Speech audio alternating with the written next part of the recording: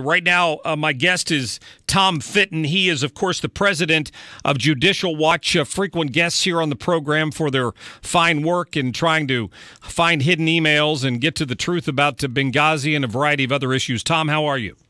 Hey, good to be with you again. Thanks for having me. Great to have you. Caught my attention when I saw that you had to go to court to sue the ATF over this plan to somehow reclassify standard AR-15 ammunition as armor piercing. This was something started by the Obama administration. I just kind of assumed it would end when Trump became president. Well, it may be in limbo now, although I'm not sure about that. But we've been waiting 2 years for the documents, and the left can't ban as many guns directly as they like, so they think of other ways to constrain the Second Amendment rights of Americans. And an easy way to do that is to make it difficult to get the ammo. And so they concocted, by all accounts, new standards that would essentially place out of reach ammunition related to the AR-15 by redefining them as armor piercing. And once you do that, you essentially put it out of the reach of civilians trying to purchase the ammo. And typical anti-gun stuff by Obama, we wanted the records on it. They ignored us completely for 2 years. So now the Trump administration has an opportunity to bring a little transparency to that corrupt agency. So were these FOIA requests that you made? Yeah, requests under the law, under the Freedom of Information Act, and they typically have about 20 or 30 days to respond. So we have lots of lawsuits like that or requests like that that are just ignored by the agencies. And, when we have the capacity and time, we've tried to get a lawsuit filed so we can get either, frankly, a yes or a no answer out of them. Sure. Yeah, I don't know how they got away with that for so many years. They got their wrists slapped a number of times when groups like yours challenged them in court. I mean, I think there were even some judges you came across through these different issues that were slack-jawed when they realized that your request, which is backed up by the wording in the law, was just completely ignored. Well, I mean, the best instance of that is the Clinton email scandal, where you had all those emails hidden from Judicial Watch that we exposed through this Freedom of Information Act process, and we had officials coming in and being deposed under oath over the stonewalling and delay and obstruction associated with that. So there is a measure of accountability through the court process, and we are able to get documents once you go to court, or at least fight about the documents so we know what's out there. So it's a tremendous opportunity and a precious right we have to be on equal footing with the government, more or less, in this type of litigation. And this is an important issue, I know, for a lot of your listeners, and so we're interested in it. Yeah, I'm sure. So before I leave this issue, for the AR-15 ammo, there are several. It'll fire several different rounds, but the 5.56 is the NATO round that they were targeting. Is that correct in this ruling? Yeah, I think so. I think there are three types they had targeted.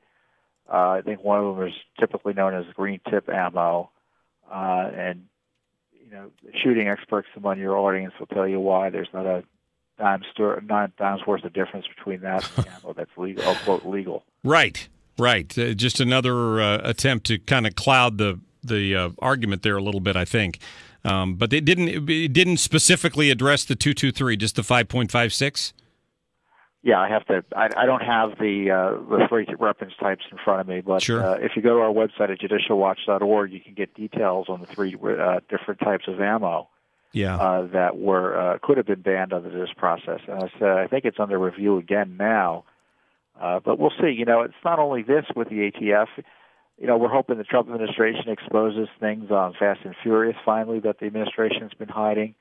As far as I'm concerned, you name it, from Benghazi IRS, frankly, to Russia, if I were President Trump, and I've told White House officials this, I would insist on extreme transparency and enforce FOIA so we know what the heck this government's up to. Sure. Yeah, and that you guys do a great job fighting on our behalf for that. So we'll look forward to finding out what you discover about this ATF rule and why they were stonewalling so much on it. In the meantime, I also read that the organization Judicial Watch is looking into 11 states that have more registered voters than eligible voters. What's this one about? Well, federal law requires states to take reasonable steps to clean up the voting rolls. It doesn't mean they have to be perfect, but they have to take some basic steps. So many states we found by looking at that census data and other federal data, including the registration list, many states have counties where they've got more people on the rolls than actually live there and would be eligible to vote. So that's a pretty good indication they're not taking some basic steps to make sure the rolls are being cleaned. And so that means you've got dead people on the rolls, people have moved away. It may mean you have non-citizens on the rolls as well. And so we've warned these states to take steps to clean up the rolls, let us know what they're doing. Otherwise, they could face federal lawsuits from Judicial Watch to enforce the rule of law there. I have consistently been shocked to find out how lax voter registration is in a lot of states where there's, like the lady in Dallas recently who they found out had been voting illegally for years because she checked the box that said she was a legal citizen and nobody ever checked. I mean, how many times has that happened over and over again across the country? That's right. And the left has zero interest in fixing this because they see themselves as benefiting politically from voter fraud. And so they want to be able to steal elections if necessary. I know they hate it when I say that, but what else can one conclude when you oppose voter ID, any common sense election integrity, any enforcement of the federal law like the one I'm highlighting to make sure that only eligible voters are on the list, and they don't even want to make sure that only citizens can vote. Yeah. To me, that's just tells you where they're coming from. And what they're coming from is they need dirty elections, or they want to be able to have them and when push comes to shove. That's a great point, and you're speaking a lot of common sense there. Tom Fitton with Judicial Watch, appreciate your time as always, and look forward to talking to you again soon. Thank you. Appreciate Absolutely. Thank you. Tom Fitton there. You see him on Fox and CNN and some of the other channels all the time with Judicial Watch, and they do a lot of good work. They sent these notifications to 11 states threatening to sue them because each of these 11 states combined had more than 100 counties where the number of registered voters surpassed the number of citizens of voting age. And the states that got the letters were Alabama, Florida, Georgia, Illinois, Iowa, Kentucky, Maryland, New Jersey, New York, North Carolina, and Tennessee. I almost think it's going to require some effort on a state-by-state basis to affect this. Because, we've had the Secretary of State, Jay Ashcroft, in here, and I spoke to Rick Stream, who's the Republican Director of Elections for St. Louis County the other day. I mean, Stream is making efforts to get rid of people whose registrations are wrong or they don't live at this address or they've moved, and to try to clean that up.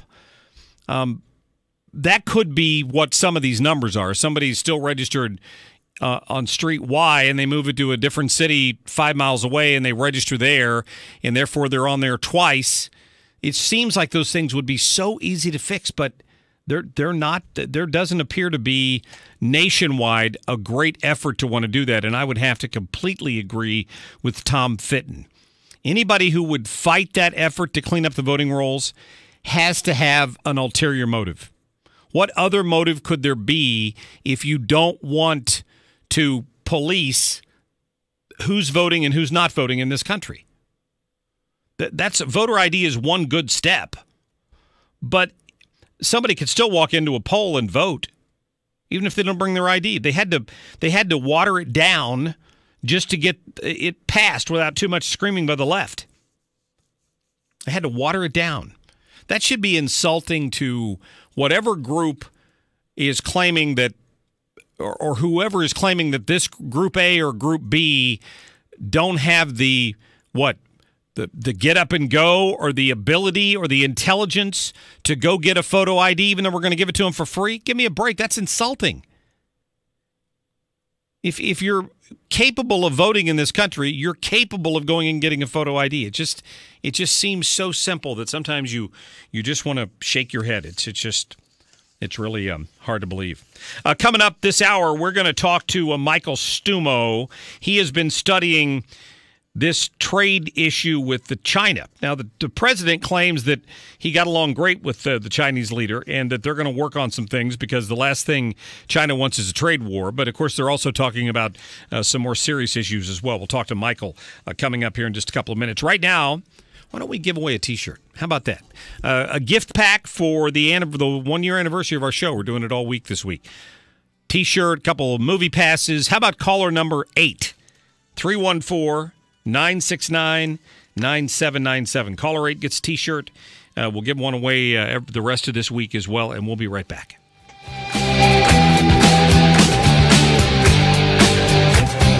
The Mark Cox Show on FM News Talk 97.1, 98.7, AM 1490, and 97.1talk.com.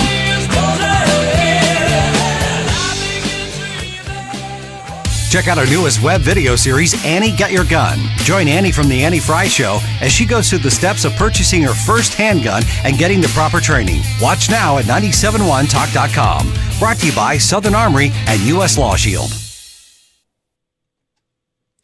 So Naputi Wellness is right down there at I-55 in Bayless. Easy to get to, right off the interstate. If you suffer from chronic pain, if you've got that crick in your back that you can't seem to work out, whatever the case may be, you're going to feel better after you leave Naputi Wellness. I've been down there many times myself, and while they do offer chiropractic, it's so much more than that. Dr. Eric Naputi he calls it Naputi Wellness, not Naputi Chiropractic, for a reason.